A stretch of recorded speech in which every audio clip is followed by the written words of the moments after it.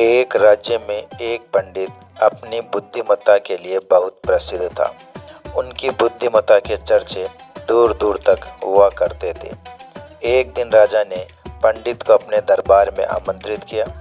पंडित जी दरबार में पहुंचे तो राजा ने उनसे कई विषयों पर गहन चर्चा की। चर्चा समाप्त होने के बाद जब पंडित जी प्रस्थान करने लगे तो राजा ने उनसे कहा, पंडित जी, मैं आपसे एक बात पूछना चाहता हूँ। पंडित जी ने कहा, पूछिए महाराज। राजा ने पूछा, आप इतने बुद्धिमान हैं, लेकिन आपका पुत्र इतना मूर्ख क्यों है?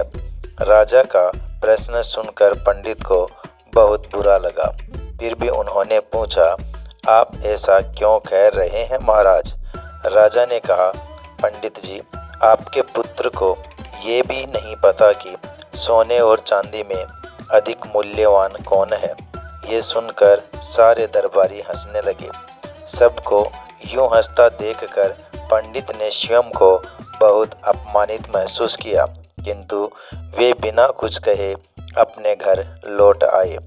घर पहुंचने पर उनका पुत्र उनके लिए जल लेकर आया और बोला, पिताश्री, जल ग्रहण कीजिए। उस समय भी सारे दरबारियों की हंसी पंडित के दिमाग में गूंज रही थी। वे अत्यंत क्रोध में थे। उन्होंने जल लेने से मना कर दिया और बोले, पुत्र, जल तो मैं तब ग्रहण करूँगा जब तुम मेरे इस प्रश्न का उत्तर दोगे। पुत्र ने कहा, पूछिए पिताश्री। पंडित जी ने कहा, ये बताओ कि सोने और चांदी में अधिक मूल्यवान कौन है? सोना अधिक मूल्यवान होता है पिताश्री, पुत्र ने उत्तर दिया। पुत्र का उत्तर सुनने के बाद पंडित जी ने पूछा, तुमने इस प्रश्न का सही उत्तर दिया है, फिर राजा तुम्हें मूर्ख क्यों कहते हैं? वे कहते हैं कि तुम सोने और चांदी के मूल्य का ज्ञान नहीं है। पंडित जी की बात सुनकर पुत्र सारा माजरा समझ गया। वह उन्हें बताने लगा, पिताश्री, मैं प्रतिदिन सुबह जिस रास्ते से विद्यालय जाता हूँ, उस रास्ते के किनारे राजा अपना दरबार लगाते हैं। वहाँ ज्ञानी और बुद्धिमान लोग बैठकर विभिन्न विषयों पर चर्चा करते हैं। मुझे वहाँ से जाता हुआ देख राजा अक्सर मुझे बुलाते हैं और अपने एक हाथ में सोने का और दूसरे हाथ में चांदी का सिक्का रखकर कहते हैं कि इन दोनों में से तुम्हें जो मूल्यवान लगे वो उठा लो। मैं रोज चांदी का सिक्का उठाता हूँ। यह देख वे लोग मेरा परिहास करते हैं और मुझ पर हंसते हैं। मैं चुपचाप वहाँ से चला जाता हूँ। पूरी बात सुनकर पंडित जी ने कहा, पुत्र, जब तुम्हें ज्ञात है कि सोने और चांदी में से अधिक मूल्यवान सोना है, तो सोने का सिक्का उठाकर ले आया करो। क्यों स्वयं को उनकी दृष्टि में मूर्ख साबित करते हो? तुम्हारे कारण मुझे भी अपमानित होना पड़ता है। पुत्र हंसते हुए बोला, पिताश्री, मेरे साथ अंदर आइए, मैं इसका कारण बताता हूँ। वह पंडित को अंदर के कक्ष में ले गया। वहाँ एक कोने में एक संदूक रखा हुआ था। उसने वह संदूक खोलकर पंडित जी को दिखाया। पंडित जी आश्चर्यचकित रह गए। उस संदूक में चांदी के सिक्के भरे हुए थे। पंडित जी ने पूछा, पुत्र, ये सब कहाँ से आए? पुत्र ने उत्तर दिया, पिताश्री, राजा के लिए मुझे रोकना और हाथ में सोने और चांदी का सिक्का लेकर वह प्रश्न पूछना एक खेल बन गया है। अक्सर वे यह खेल मेरे साथ खेला करते हैं और मैं चांदी का सिक्का लेकर आ जाता हूँ। उन्हीं चांदी के सिक्कों से यह संदूक भर गया है। जिस दिन मैंने सोने का सिक्का उठा लिया, उस दिन ये खेल बंद हो जाएगा। इसलिए मैं कभी भी सोने का सिक्का नहीं उठाता। पंडित जी को पुत्र की बात समझ तो आ गई, किंतु वे पूरी दुनिया को ये बताना चाहते थे कि उनका पुत्र मूर्ख नहीं है।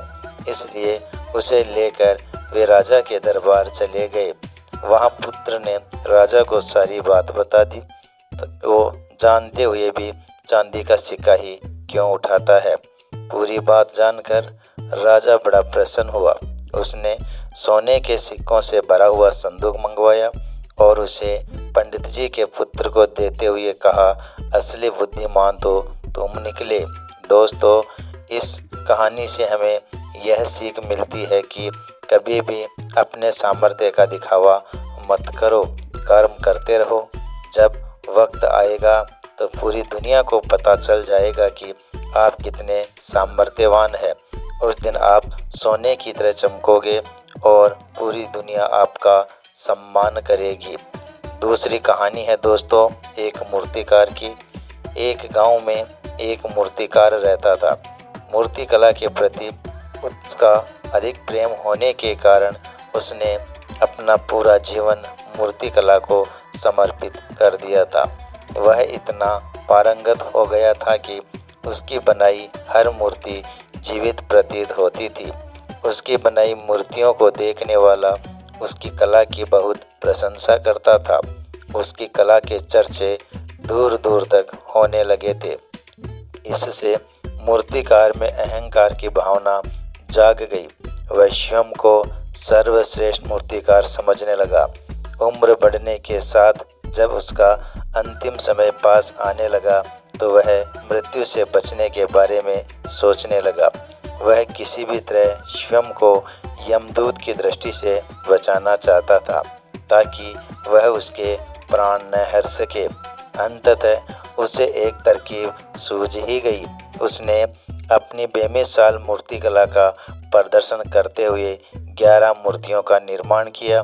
वे सभी मूर्तियां दिखने में हूबहू उसके समान थी। निर्मित होने के बाद सभी मूर्तियां इतनी जीवंत प्रतीत होने लगी कि मूर्तियों और मूर्तिकार में कोई अंतर ही ना रहा। मूर्तिकार उन मूर्तियों के मध्य में जाकर बैठ गया। तरकीब के अनुसार यमदूत का उसे इन मूर्तियों के मध्य पहचान पाना असंभव था। उसकी तरकीब कारगर भी सिद्ध हुई। जब यमदूत उसके प्राण हरने आए तो 11 एक जैसी मूर्तियों को देखकर चकित रह गया। वह उन मूर्तियों में अंतर कर पाने में असमर्थ था, किंतु उसे ज्ञात था कि इन्हीं मूर्तियों के मध्य मूर्तिकार छुपा बैठा है। मूर्तिकार के प्राण हरने के लिए उसकी पहचान आवश्यक थी। उसके प्राण न हर पाने का अर्थ था प्रकृति के नियम के विरुद्ध जाना। प्रकृति के नियम के अनुसार मूर्तिकार का अंत समय आ चुका था। मूर्तिकार की पहचान करने के लिए यमदूत हर मूर्ति को तोड़कर देख सकता था, किंतु वह कला का अपमान नहीं करना चाहता था। इसलिए इस समस्या का हल उसने एक अलग ही तोड़ निकाल कर लिया। उसे मूर्तिकार के अहंकार का बोध था।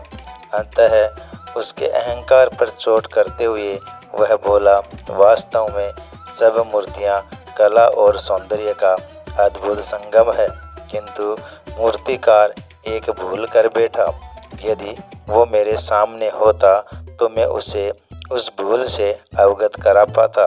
अपनी मूर्ति में भूल की बात सुन अहंकारी मूर्तिकार का अहंकार जाग गया। उससे रहा नहीं गया और झट से अपने स्थान से उठ बैठा और यमदूत से बोला, भूल असंभव, मेरी बनाई मूर्तियां सर्वदा भूलहीन होती है।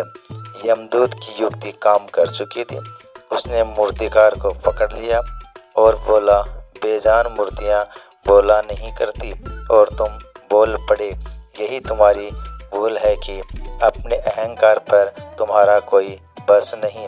यमदूत मूर्तिकार के प्राण हर कर यमलोक वापस चला गया।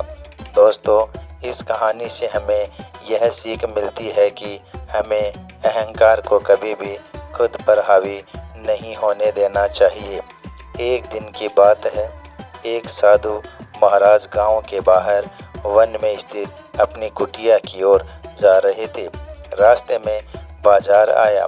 बाजार से गुजरते समय साधु महाराज की नज़र एक दुकान में रखी ढेर सारी मिठाइयों पर पड़ी। मिठाइयाँ देखकर साधु महाराज का मन ललचा गया।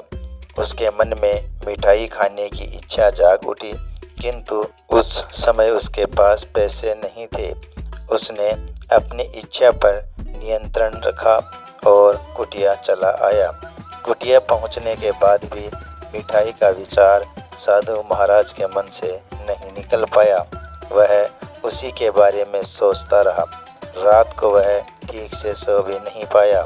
अगली सुबह जब वह जागा तो मिठाई खाने की अपनी इच्छा की पूर्ति के लिए पैसे की व्यवस्था करने के बारे में सोचने लगा। सूखी लकड़ियां बेचकर मिठाई खरीदने लायक पैसों की व्यवस्था अवश्य हो जाएगी। यह सोचकर वह जंगल में गया और सूखी लकड़ियां एकत्रित करने लगा।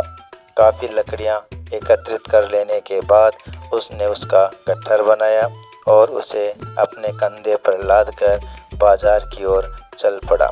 लकड़ियों का गट्ठर बहुत भारी था, जिसे उठाकर बाजार तक की दूरी तय करना आसान नहीं था, किंतु साधु महाराज चलता गया। थोड़ी देर में उसके कंधे में दर्द होने लगा, इसलिए विश्राम करने के लिए वह एक स्थान पर रुक गया। थोड़ी देर विश्राम कर वह पुनः लकड़ियां उठाकर चलने लगा। इसी तरह रुक रुक कर किसी तरह वह लकड़ियों के गट्ठर के साथ बाजार पहुंच गया। बाजार में उसने सारी लकड़ियां बेच दी। अब उसके पास इतने पैसे इकट्ठे हो गए जिससे वह मिठाई खरीद सके। वह बहुत प्रसन्न हुआ और मिठाई की दुकान में पहुंच गया। सारे पैसों से उसने मिठाई खरीद ली और वापस अपनी कुटिया की ओर चल पड़ा। कुटिया की ओर जाते जाते उसके मन में विचार आया कि आज मुझे मिठाई खाने की इच्छा हुई है, हो सकता है कल किसी और वस्तु की इच्छा हो जाए। कभी नए वस्त्रों की इच्छा जाग जाएगी तो कभी अच्छे घर की, कभी स्त्री और बच्चों की तो कभी धन की। मैं तो साधु व्यक्ति हूँ, इस तरह से तो मैं इच्छाओं का दास बन जाऊंगा। यह विचार आते ही साधु महाराज ने मिठाई खाने का विचार त्याग दिया। उस समय उसके पास से एक व्यक्ति गुजर रहा था। साधु महाराज ने उसे बुलाया और मिठाई उसे दे दी। इस तरह उसने स्वयं को इच्छाओं का दास बनने से बचा लिया। दोस्तों, इस कहानी से यह सीख मिलती है कि यदि हम अपनी इच्छाओं के आगे हार जाएंगे तो सदा के लिए अपनी इच्छाओं के दास बन जाएंगे। मन चंचल होता है, उसमें रह रहकर इच्छाएं उत्पन्न होती रहती है, जो उचित भी हो सकती है और अनुचित भी। ऐसे में इच्छाओं पर नियंत्रण रखना आवश्यक है। सोच विचार कर इच्छाओं के आकलन के उपरांत ही उनकी पूर्ति के लिए कदम बढ़ाना चाहिए, तभी जीवन में सफलता प्राप्त होगी। हमें इच्छाओं का दास नहीं बनना है, बल्कि इच्छाओं का अपना दास बनाना है। गुलाब का घमंड। जंगल के बीचों बीच लगा गुलाब का पौधा अपने फूलों की सुंदरता पर इठला रहा था। पास ही लगे चीड़ के कुछ पेड़ आपस में बातें कर रहे थे। एक चीड़ के पेड़ ने गुलाब को देखकर कहा, गुलाब के फूल कितने सुंदर होते हैं। मुझे मलाल है कि मैं इसके जैसा सुंदर नहीं हूँ। दोस्त, उदास होने की आवश्यकता नहीं है। हर किसी के पास सब कुछ तो नहीं हो सकता। दूसरे चीड़ के पेड़ ने कहा। गुलाब ने उनकी बातें सुन ली और उसे अपनी सुंदरता पर और ज़्यादा घमंड हो गया। वह बोला, इस जंगल में सबसे सुंदर मैं ही हूँ। तभी सूरजमुखी के फूल ने उसकी इस बात पर आपत्ति जताते हुए कहा, तुम ऐसा कैसे कह सकते हो?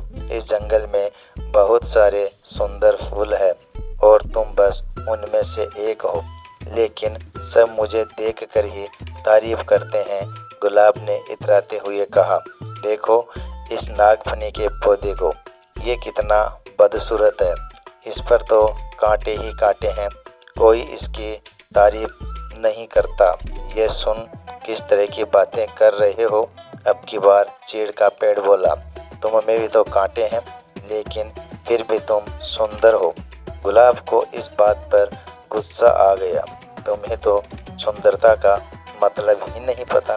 तुम इस तरह मेरे कांटों और उस नागफनी के कांटों की तुलना नहीं कर सकते। हम में बहुत फर्क है। मैं सुंदर हूँ पर वो नहीं। तुम में घमंड छट गया है गुलाब। इतना कहकर चीड़ के पेड़ ने अपनी डालियां दूसरी ओर झुका ली।